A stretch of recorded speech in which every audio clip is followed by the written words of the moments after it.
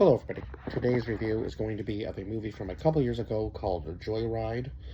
Uh, I gave this movie a 5 out of 10. Now, unfortunately, this movie kind of flip-flopped for me a little bit. There was some humorous moments in it, but I do feel like the movie kind of relied a little bit too much on the humor throughout the movie, and unfortunately, when it got to like the serious part, it just kind of fell flat. Now, don't get me wrong, this movie does kind of like tug at your heartstrings a little bit, but it just didn't really feel like it was enough to kind of bring the movie around in a whole for me to like really go, I want to watch this over and over and over again. But unfortunately, I have watched it a few times, and now I'm finally getting a review done of it. So, yeah, I don't think I'll like it won't be a movie I go back and watch again after this. I'm sure some people probably have a different opinion of the movie, obviously, but yeah, it just wasn't. It wasn't that great of a movie to me, anyway. Um, don't get me wrong, like I enjoy humor in a movie, but I feel like when the movie's trying to rely on that a little bit too much, and there's no real like, kind of like the first half of the movie really didn't feel like it had much of a storyline to it, and then they tried to kind of add in the fact that she should go look for her mother in the second half, and then when she finds her, they're trying to make the movie more serious, even though the movie wasn't taking itself serious up until that point, and it just kind of felt like it was trying to save itself in a sense, I guess you could say.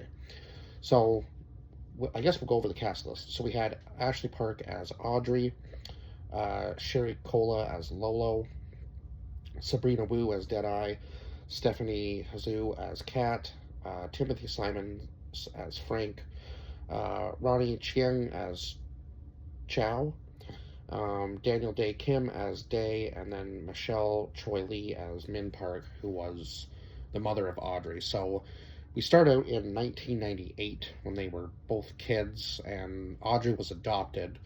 So she has a, yeah, I guess she has a, yeah, I don't know what other, anyway, she was adopted by a white family, so obviously she's going to be, kind of like, I guess, an outcast. So when was it? Yeah, it was Lolo's. When Lolo's parents moved to the States, or I guess they had been living there for quite some time, but they had moved states or whatever. So obviously, Audrey's parents or adopted parents are looking for, somebody who she can be friends with. So of course they kind of, without really trying to be uh, like a lot of this movie played on like stereotype humor, so they definitely didn't hold back on anything, that's for sure. Even like I guess you could say technically like the kind of like racist humor too, in a sense. So they didn't really hold back on any type of humor. I have to say, which you don't see in a lot of movies these days. Like movies that don't really hold back on the humor, uh, because I think people, yeah, unfortunately, it seems to be, comedy seems to kind of be one of those things that you kind of have to like beat around the bush about now, which is rather unfortunate because a joke is a joke. Like, if somebody is going to be offended by it in some sort of way, right? And when I guess a mass group gets together and decides that, they're all offended, everybody kind of, has to back away from certain jokes or certain things, and it's kind of sad that even comedians have to sometimes explain, like this is a comedy show. Like I am here to make people laugh. I'm not here to try to offend anybody, but somebody's always going to be offended by a certain joke. And if you're going to a comedy show or you're going to a movie like this, kind of going in, even from the previews, I could tell there were going to be some pretty offensive jokes in this movie, right? So you have to have a, thick skin in order to handle any sort of comedy, really, no matter what it is. Uh, anyway, that's just kind of my little, I guess, rant of the day there. So yeah, so obviously, without trying to be, offensive, the family comes up and says, "Can my daughter play with yours?" Obviously, because they are both of Asian descent, one of them being Chinese and the other one being, we find out later on in the movie, Korean. Even though she had thought her whole life that she was Chinese. So it was kind of a crazy, I guess, turn of events for Audrey, obviously, there, finding out that she wasn't actually Chinese and she was, in fact, Korean. And obviously, her adopted parents lived in or no, her real parents lived in Seoul, I guess, or her mother anyway. Um, so yeah, when she goes to the adoption agency, she finds out that you know she's not really who she thinks she is, and of course, obviously, Lolo's family kind of makes fun of her for that, which is still even even within that is still racist humor because it's just like absolutely insane that even even though they're all of Asian descent, just because she's Korean, they're kind of like, well, now she's an outcast, is an insane thing to think about, right? But I mean, I guess I guess that kind of stuff happens everywhere, right? No matter where you are. I don't think we can ever stop stuff like that from happening completely. And I think the more we kind of talk about it and bring it up, the more it tends to happen because, if you're painting like a certain group of people or something as that, sometimes they just decide that they're going to become that, right? So it's kind of a hard line, I guess, to get around, right?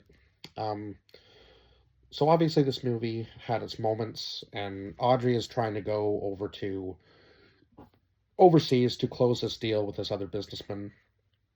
And of course, he says, um, well, why don't you come to my grandmother's party on the weekend or whatever and bring your mom? Because Lolo tries to save her in the bar by saying, Audrey's close with her birth mom. And of course, Deadeye wasn't even supposed to be part of the trip. It was supposed to be like a business trip. Audrey goes and meets up with Kat, her best friend. They kind of reunite, and then they go and close this business deal. Well, of course, that isn't exactly what happens, obviously. And now they're on this like weird manhunt to try to find her mom. And of course, things go wrong. Obviously, quite a few things go wrong. They get stranded actually after they go on the train and meet up with this. Well, they don't meet up. I guess you could say it was kind of like unfortunate circumstances that they picked the one cart with the drug dealer in it. So it's kind of unfortunate there. And then, I mean, again, this movie had its moments of humor, right? Where they're like trying to, get rid of all the drugs on the train. And then, of course, they get kicked off the train. So Lolo has to, like, I guess she's been messaging her basketball boyfriend that's playing overseas as well. So, um, I guess were they in China by that point? I think they were in China at that point. So yeah. And then there's this whole scene with the basketball team. I won't get too much into that. Uh, and then so it seems like everybody on the basketball team is injured now, and Lolo's boyfriend is going to have to play by himself, which is rather unfortunate for him. But anyway, it is what it is. Yeah. Again, I did say that this movie did have like its humorous moments and its feel good moments, but it just kind of felt like they relied on the humor a bit too much at some points in time, and that kind of took away from the serious bits of the movie. Again, I feel like I'm rambling on with the same point there, but anyway, so they traveled to what was it? Was it Hai Quing? I think was the first place that they went to. I believe that was where was that where Lolo's parents were, or was that where the um was that where the adoption agency was? And then they traveled to Seoul to try to find her mom. But at that point, everything's kind of collapsing. And of course, Audrey's boss has seen this video that they put out of trying to be fake K-pop stars, and a whole bunch of stuff happens there at the uh, airport where they're trying to get onto the private jet or whatever. And unfortunately, Kat kind of exposes herself. We'll just say that much. And the video goes viral, and then Audrey gets fired from her job, and then her and Lolo have this huge fight, and of course Deadeye is just trying to be just becoming part of the group and kind of becoming better friends with Audrey. So Audrey kind of goes off on her own to continue to find her mom and goes to the gravesite, and then I guess finds like her stepdad. I guess that's what he would be to her, because I guess that he was with her mother, so he's not her biological father. But unfortunately, her mother has passed away. So that was kind of like the sad moment of the movie. But again, I feel like the rest of the movie kind of took away from the serious moment, and they kind of tried to change the story to make it a more of a feel good movie closer to the end rather than, comedy, like comedy and then slash drama. Like it was just such a big switch that I was like, where did this, kind of like more serious thing come from? Now I get that obviously they had to fight, she lost her job, right? She's going to be upset, but it just felt like they kind of like totally like changed the story in the middle of the movie, even though, that had been like something that Audrey and Lolo had talked about their entire lives, was going to meet their birth mother, or her real birth mother, and now that she was grown up, she was kind of like had given up on that idea because she had loving parents in the States, so why would she need to go and find somebody who gave her up for adoption, obviously at a very young age? Because I think her mother was a teenager when she had her, so not very old, and probably don't want your parents to find out.